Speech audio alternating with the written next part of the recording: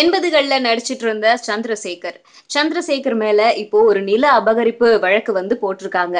இது எதனால ஆரம்பிச்சது அப்படின்னு கேட்டா, திண்டுக்கல்ல ஒரு நிலம் இருந்திருக்கு. அந்த நிலத்த பகீதரன் அப்படிங்கிறவருக்கு போலி ஆவணங்கள் செஞ்சு கிரயம் பண்ணியிருக்காங்க. இதுக்கு நெறைய பேர் உடந்தையா இருந்திருக்காங்க. அதுல ஒரு சில பேர் சந்திரசேகரோடைய மனைவி, அதுக்கப்புறம் அவங்களுக்கு தெரிஞ்ச ரிலேஷன்ஸ். இவங்க எல்லார் மேலயும் திண்டுக்கல்ல சேர்ந்த ஒருத்தர் கேஸ் போட்டிருக்காரு. இத போலீஸ்காரங்க கேஸ் எடுத்துக்கிட்டு இத கோர்ட்ல சப்மிட் பண்ணிருக்காங்க. கோர்ட்ல என்ன பண்ணிருக்காங்கன்னா, இத விசாரிச்சுட்டு இவங்க எல்லார்கிட்டயுமே விசாரிக்கணும் அப்படின்னு உத்தரவும் போட்டிருக்காங்க. இந்த 11 பேர்கிட்டயும் போலீஸ்காரங்க விசாரணை பண்ணிருக்காங்க. அதனுடைய அடுத்த கட்டம் என்ன ஆயிருக்கு அப்படின்னா, சந்திரசேகரும் அவங்களுடைய மனைவி அதுக்கப்புறம் அவங்க கூட இன்னும் நிறைய பேர் சேர்ந்து இந்த நில வழக்கு விசாரணை தொடர்பா நேர்ல போயிட்டு சரணடைஞ்சிருக்காங்க. அதை தொடர்ந்து அவங்க 5 பேருமே முன் ஜாமீனும் கேட்டிருக்காங்க.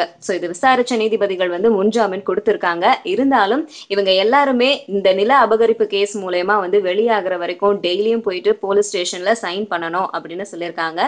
அதை தொடர்ந்து தினமும் சந்திரசேகரும் அவருடைய மனைவி இன்னும் நிறைய பேர் சேர்ந்து தினமும் போயிட்டு போலீஸ் ஸ்டேஷன்ல சைன் போடணுமா.